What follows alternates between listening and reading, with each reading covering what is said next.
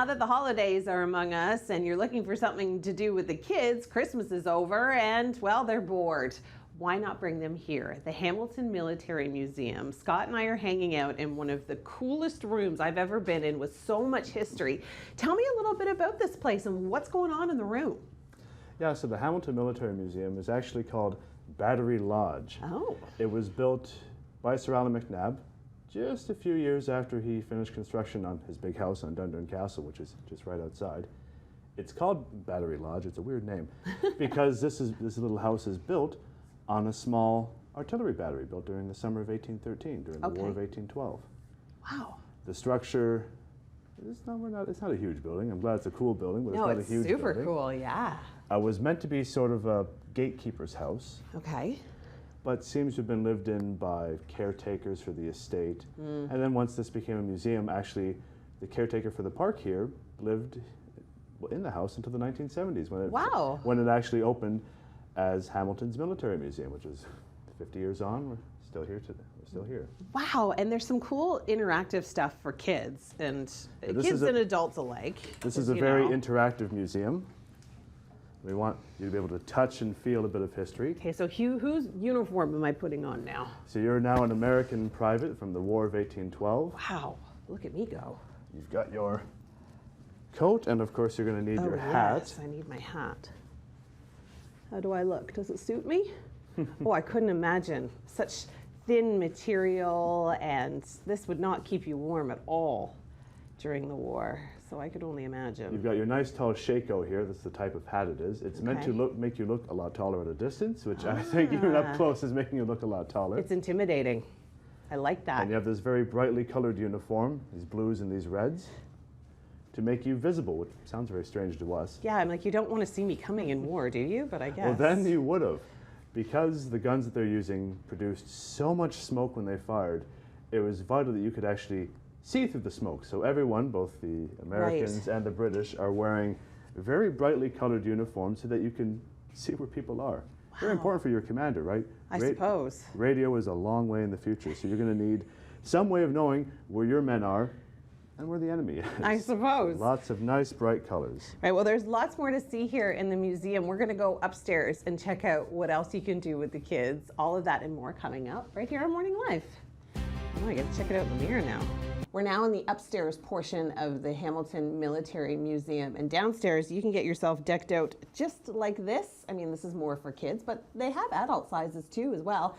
I'm dressed as an American soldier from the War of 1812. Thanks, Scott. Scott's the expert here at the Military Museum, and now we're upstairs. This is such a great interactive spot for kids. I mean, this is something for kids could do over the Christmas holidays when parents are kind of bored of them being at home. Bring them here and play some checkers. Do I go first or do you? Let's get these organized. I think black goes first. Okay. All right, tell us a little bit about the space. So here in the Discovery Gallery, we have all sorts of things for you and your children to do. Okay. Oh, got me. We have some nice 19th century games for you to try, a great big play tent in here, all sorts of musical instruments. We don't mind the noise, but it's a good way to get up here, blow off some steam before school starts again. Right, and I mean, this is for kids that are as young as, what would you suggest? I mean, toddlers could come in here. Toddlers, absolutely. Have a good time up here. We've got lots to explore, lots to try out.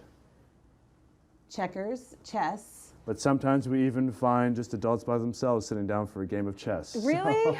Oh, that's so fun. It's all ages. We're also on the property of Dundurn Castle, and you were mentioning that this was the first original building that people stayed in or that lived in before the castle. So this building was built slightly after the castle. After the castle, right. Just about a year or two after, by 1837.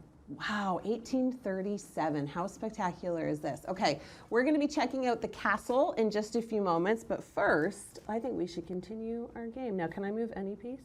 I think so. All right, I'm about to get busy here. Moira and I are hanging out. What am I just about to do? So we're making shortbread, our Scottish shortbread, which is our very standard recipe we make here pretty much every day. Okay. We had over 3,000 cookies to prepare for a Christmas season, so lots and lots of work to do. And right now we're making kind of a prettier design. So normally make them in like rectangles because it's just easy to eat. Okay. But we have these beautiful molds that you've already seen. Okay. And we're just going to basically press them into our shortbread and make a pretty pattern. Okay, Dundurn Castle is such a wonderful place to bring kids over the holidays because I know they still have about a week left without going back to school. And, you know, there's lots of interactive stuff, I believe, on tours, is there not? Yes, that's right. So it is a guided tour, of course, but while you're in the house, the guides are very interactive. Most of us are very lively, and we enjoy having the kids here with us.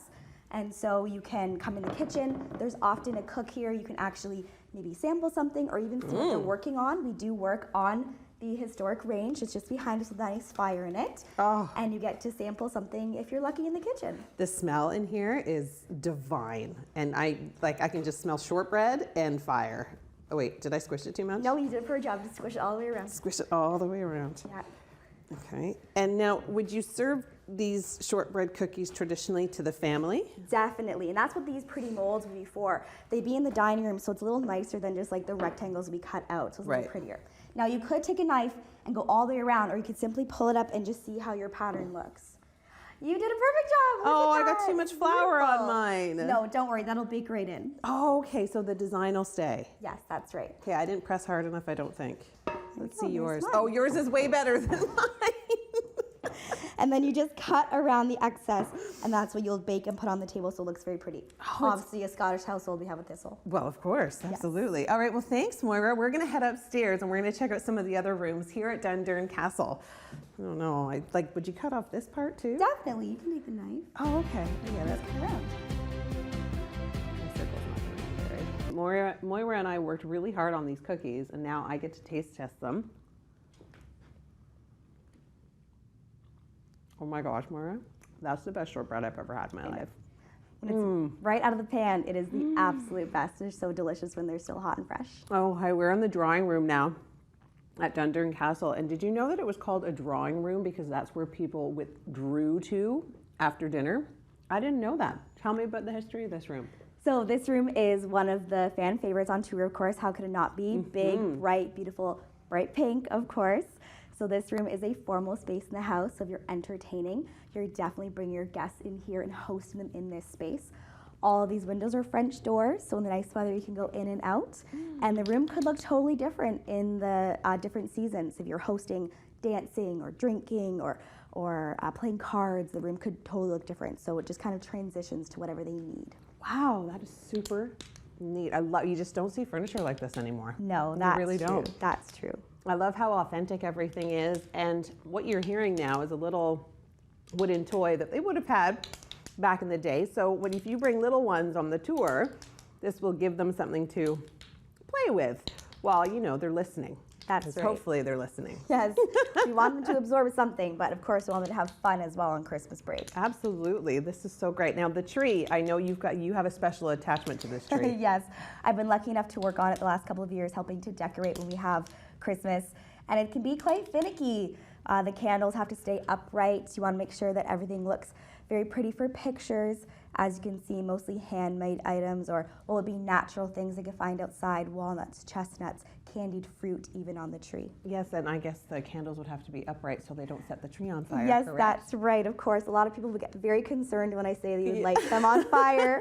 But of course, it would be a very fresh tree. It wouldn't be a dried out tree. That's It would true. be the day after you cut it down. So That's true. the fire risk is lower. And I I'll guess say. that's why a lot of people still wait until Christmas Eve to decorate their tree. That's right, the original custom of the tree. That's right, from the German heritage, of course. It's not like us in North America where we just, all of a sudden 3 weeks before Christmas, people doing it November 1st. Yes, even here, I think this is one of our longest seasons. We've been decorated for like 8 weeks already. Wow. It's a very long season for us. Okay, and we're running tours until kids go back to school? Yes, that's right. So our Christmas season runs until January the 8th. Amazing. Okay, well, thanks so much, Moira. This has been such an awesome experience for me. I just love homes like this, and bring the kids, take them on the tour. There's lots to do. There's lots to eat. You can visit the military museum. It's just up the hill, and tons of fun. Absolutely it is. This is great. Am I doing it right? You're doing it perfectly. Is that all you do? That's all you do. I tell the kids it's magic because no one